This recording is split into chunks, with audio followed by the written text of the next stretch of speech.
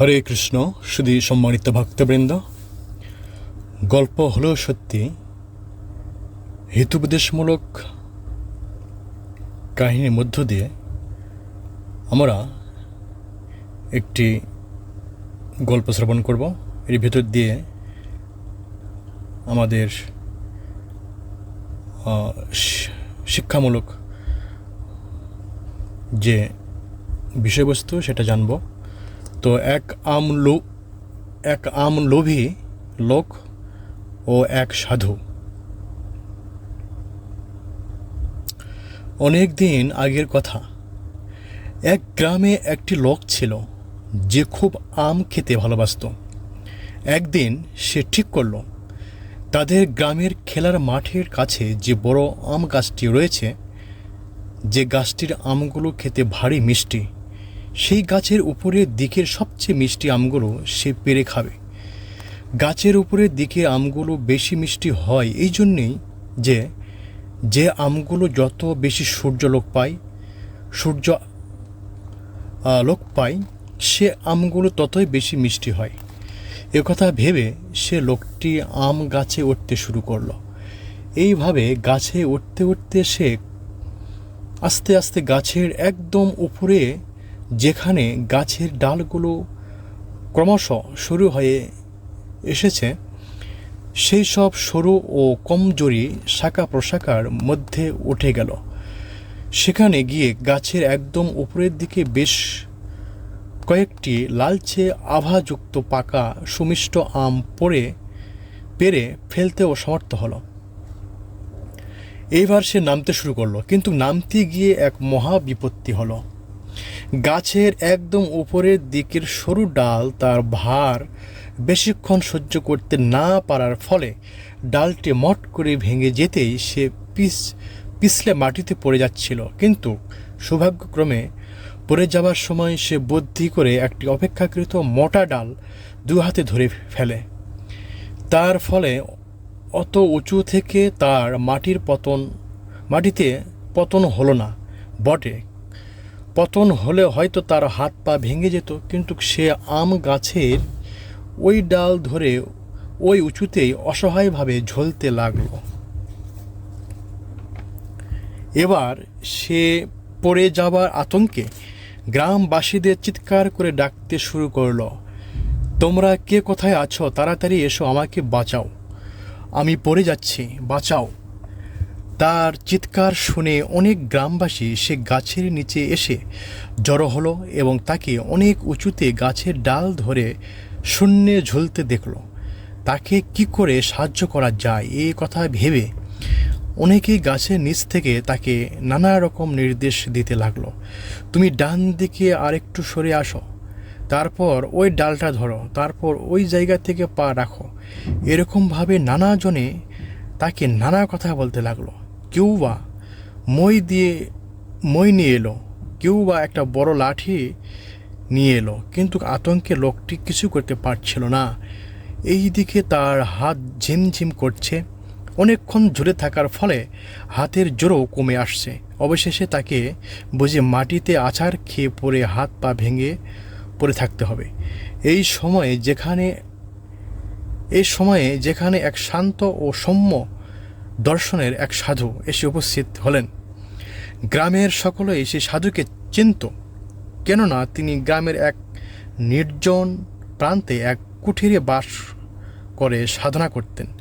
কারো সঙ্গে তিনি বেশি কথা বলতেন না, সহজ সরল জীবনযাপন করতেন। গ্রামবাসীরা তাকে শ্রদ্ধা চোখে দেখতেন। ইতিপূর্বে গ্রামের অনেক সমস্যা তিনি সমাধান করেছেন। তাই তিনি এবার কি করেন তা দেখবার জন্য উপস্থিত সকল গ্রামবাসীরা আগ্রহী হয়ে উঠল। সাধু 1 মিনিট খানিক সময় গাছের নিচ থেকে সে গাছের ডাল ধরে ঝুলন্ত লোকটিকে পর্যবেক্ষণ করলেন।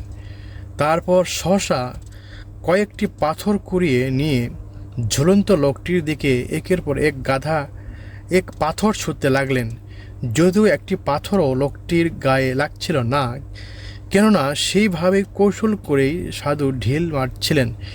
ঝুলন্ত লোকটি ভয়ে চিৎকার করে বলতে লাগলো, এ কি, আমাকে ঢিল মারছেন কেন?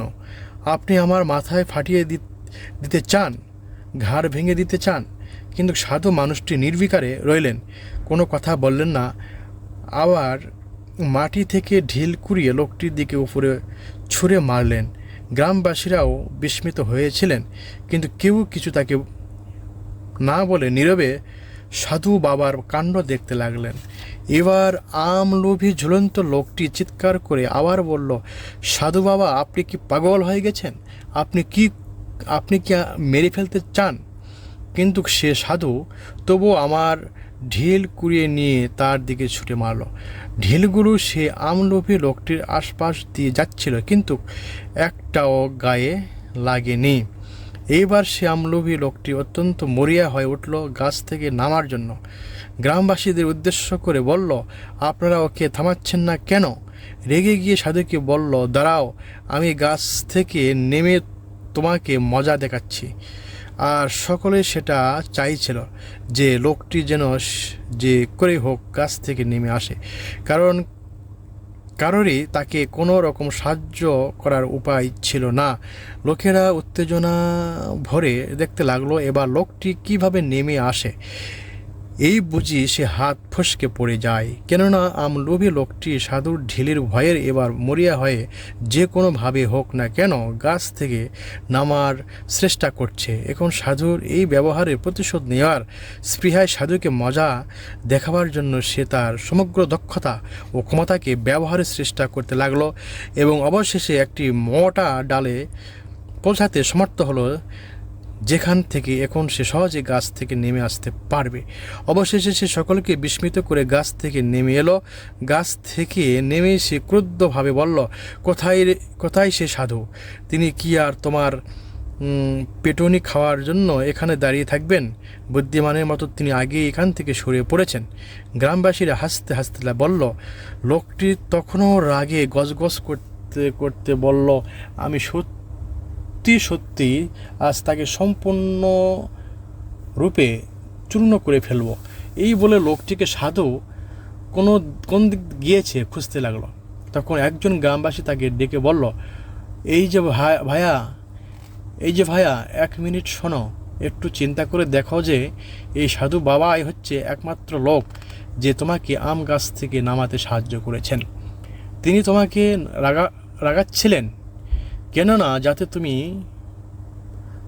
প্রচারিত হয়ে নিজেকে সাহায্য করে গাছ থেকে নেমে আসবার চেষ্টা করো। আমলোভী লোকটি একথা শুনে কিছুক্ষণ ভাবলেন, তারপর শান্ত হয়ে স্বীকার করলেন, ঠিকই বলেছ, তোমাদের শুভেচ্ছা বা করুণা কোনো কিছুই আমাকে সাহায্য করতে পারেনি, কিন্তু তিনি দক্ষতার সঙ্গে আমাকে প্রতারিত করলেও যাতে আমি নিজের সর্বোত্তম প্রচেষ্টার দ্বারা নিজেকে রক্ষা করতে পারি তার প্রতি আমার ক্রুদ্ধ হওয়া উচিত নয়, বরং কৃতজ্ঞ থাকা উচিত। এই গল্পটির সারমর্ম হলো এই যে একজন সত্যিকারের পারমার্থিক নেতা বা গুরুদেব কখনো কখনো অদ্ভুত উপায়ে আমাদের ভিতরে শক্তিকে জাগরিত করেন। তার কার্যের রূপটি দেখে প্রথমে আমরা তাকে ভুল বুঝলেও পরে আমরা হৃদয়ঙ্গম করতে পারি যে প্রকৃতপক্ষে তিনি আমাদের মঙ্গলের জন্যই সেই অদ্ভুত কাজটি করেছেন। আমরা যদি অসাধারণ ফল লাভ করতে চাই তাহলে আমাদের শ্রেষ্ঠ প্রচেষ্টাটি আমাদের প্রদান করতে হবে। আপনার জীবনের জন্য আপনারও যে দায়িত্ব রয়েছে সেই সম্বন্ধে আপনাকে সচেতন করে একজন শ্রেষ্ঠ দিকদর্শনকারী নেতা আপনাকেও নেতারূপে তৈরি করেন।